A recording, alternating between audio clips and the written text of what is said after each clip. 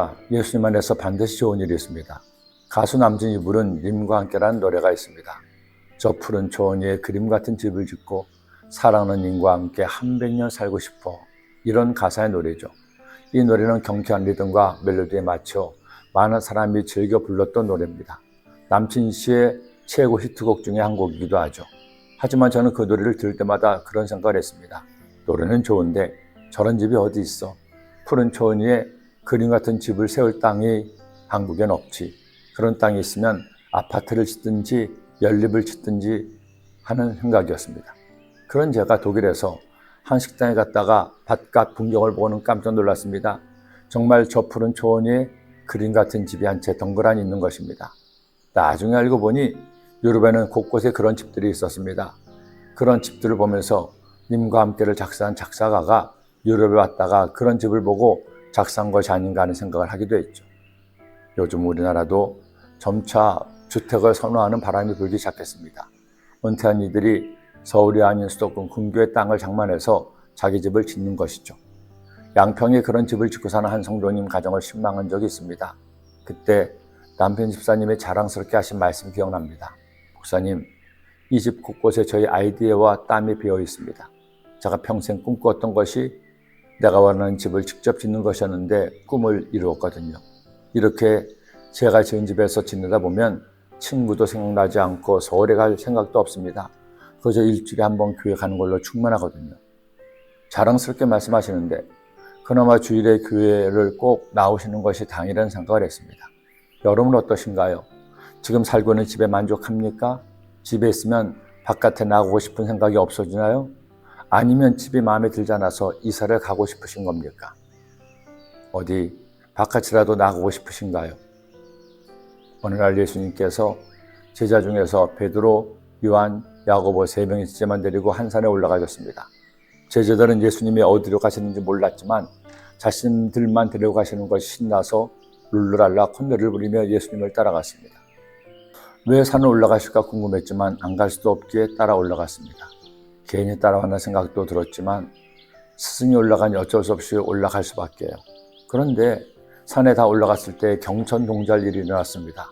예수님이 갑자기 달라지셨어요. 거기다가 더 기가 막힌 일이 일어났습니다. 세상에 엘리야와 모세가 나타난 겁니다. 엿새 후에 예수께서 베드로와 야고보와 요한을 데리시고 따로 높은 산에 올라가셨더니 그들 앞에서 변형되사 그 옷이 광채가 나며 세상에서 빨래하는 자가 그렇게 희귀할 수 없을 만큼 매우 휘어졌더라. 이 엘리야가 모세와 함께 그들에게 나타나 예수와 더불어 말하거늘. 여러분, 모세가 엘리야가 어떤 사람입니까? 이스라엘 민족의 모세와 엘리야는 민족의 영웅이었습니다. 하나님을 직접 대면하고 죽음도 보지 않고 하늘로 승천한 하나님의 사람이었죠. 그런 그들이 예수님을 만나다니요. 그들을 만난 예수님이 단순히 그들의 선생님이 아니라 영광의 몸으로 변화되다니요. 그 광경이 너무나도 황홀했던 베드로가 이번에도 나서서 말했습니다.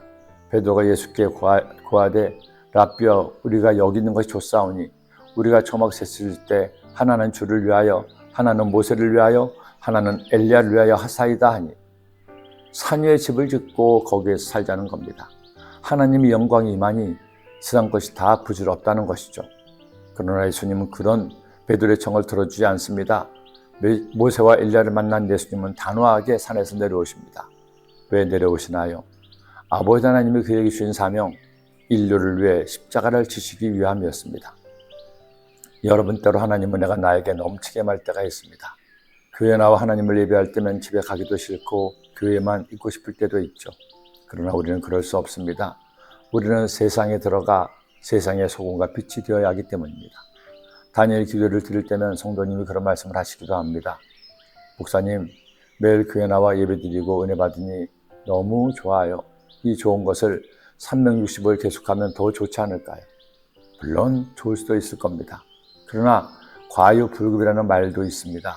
좋다고 지나치게 하면 안 좋을 수 있습니다.